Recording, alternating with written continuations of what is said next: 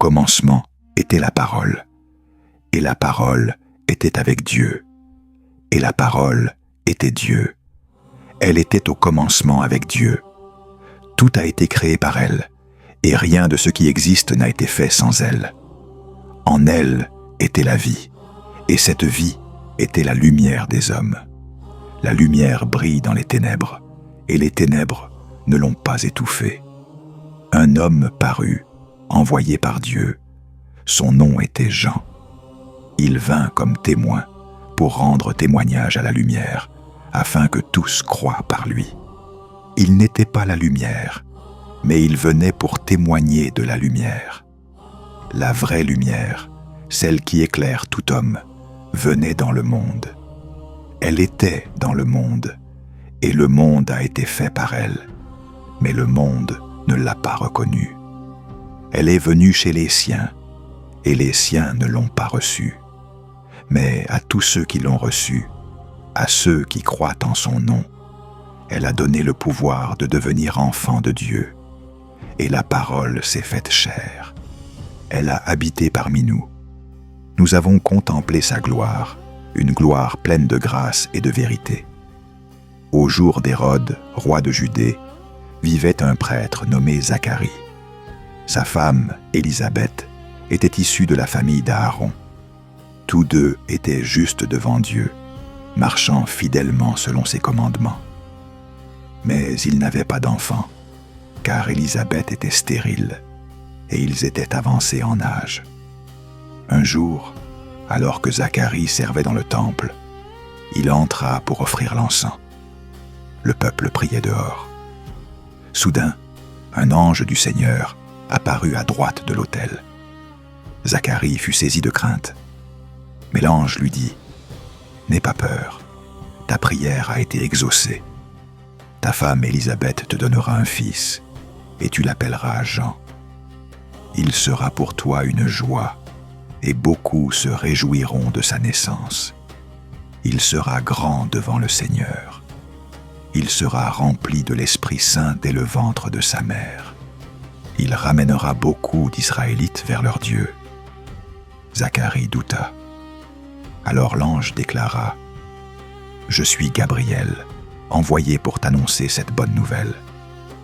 Mais parce que tu n'as pas cru, tu resteras muet jusqu'à l'accomplissement de ces choses. » 6 mois plus tard, l'ange Gabriel fut envoyé à Nazareth, vers une jeune fille vierge, fiancée à un homme nommé Joseph.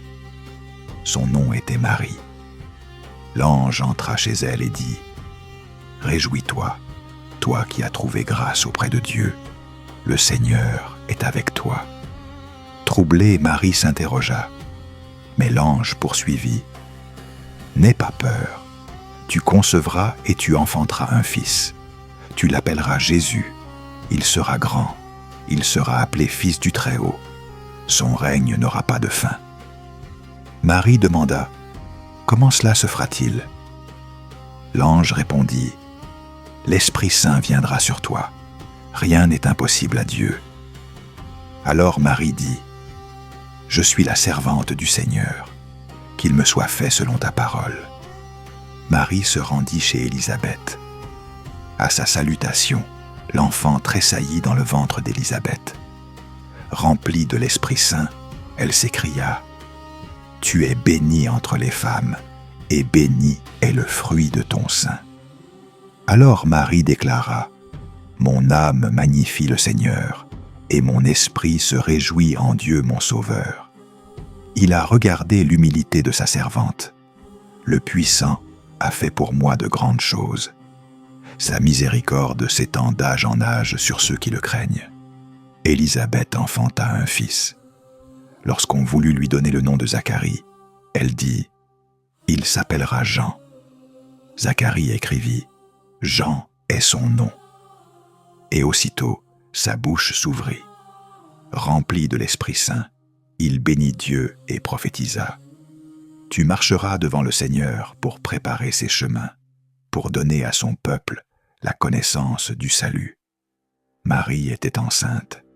Joseph, homme juste, voulait la renvoyer en secret. Mais un ange lui apparut en songe. n'aie pas peur de prendre Marie pour épouse. L'enfant qu'elle porte vient de l'Esprit Saint.